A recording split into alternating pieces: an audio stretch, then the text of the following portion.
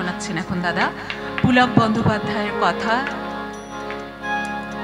যেখানে জন্মদাত্রী মা এবং দেবী মা একাকার হয়ে গেছেন, তেমন একটি গান সুর দিয়েছিলেন শ্রী মৃণাল বন্দ্যোপাধ্যায়, কণ্ঠ পদ্মভূষণ শ্রী মান্না দে, শোনাচ্ছেন শ্রী সূর্য ভট্টাচার্য। কিছু কিছু ক্ষেত্রে এই মায়ের একটা দেবীত্বে আরোহণ হয়, এটা প্রত্যেকের জীবনেই হয়। যখন বিশেষ করে মা চলে যান আমাদের ছেড়ে, তখন বুঝতে পারি আমরা যে মা কেমনভাবে তার জীবদ্দশায় বা জীবদ্দশা থেকে কেমন জাগতিক মা থেকে জগৎজননী মায়ের জায়গায় পৌঁছে যান।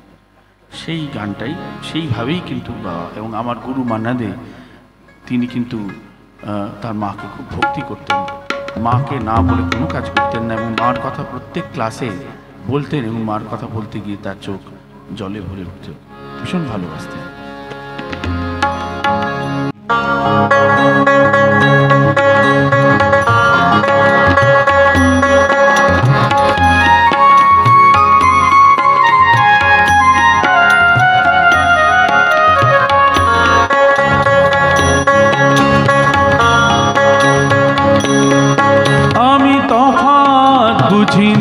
দুজনার তফাৎ বুঝি না, আমি তফাৎ বুঝি না, আমি তফাৎ বুঝি না।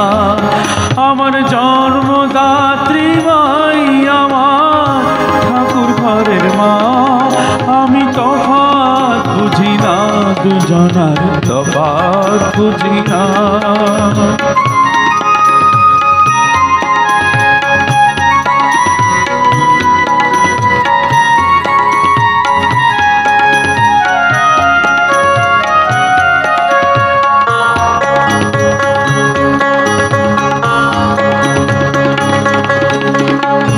যখন মায়ের কাছে আসি দেখি মায়ের মুখের হাসি, যখন মায়ের কাছে আসি দেখি মায়ের মুখের হাসি।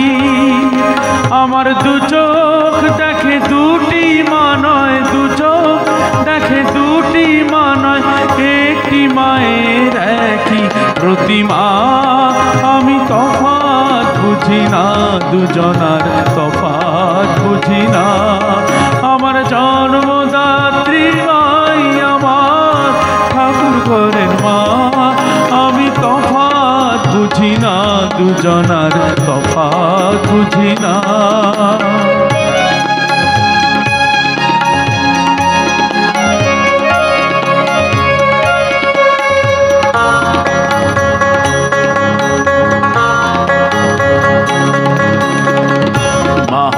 নয় মুখের কথা মাকে দেখেই বুঝি, ভালোবাসার শেষ ঠিকানা মায়ের কাছে খুঁজি।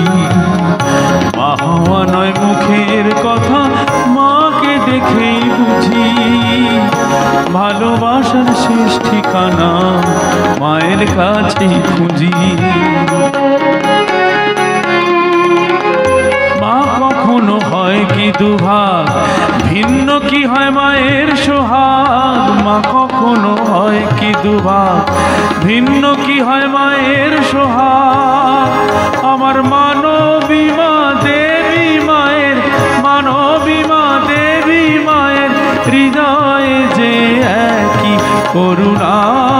আমি তফাৎ বুঝি না, দুজনার তফাৎ বুঝি না। আমার জন্মদাত্রী মাই আমার ঠাকুর ঘরের মা, আমি তফাৎ বুঝি না, আমি তফাৎ বুঝি না, আমি তফাৎ বুঝি না, দুজনার তফাৎ বুঝি না।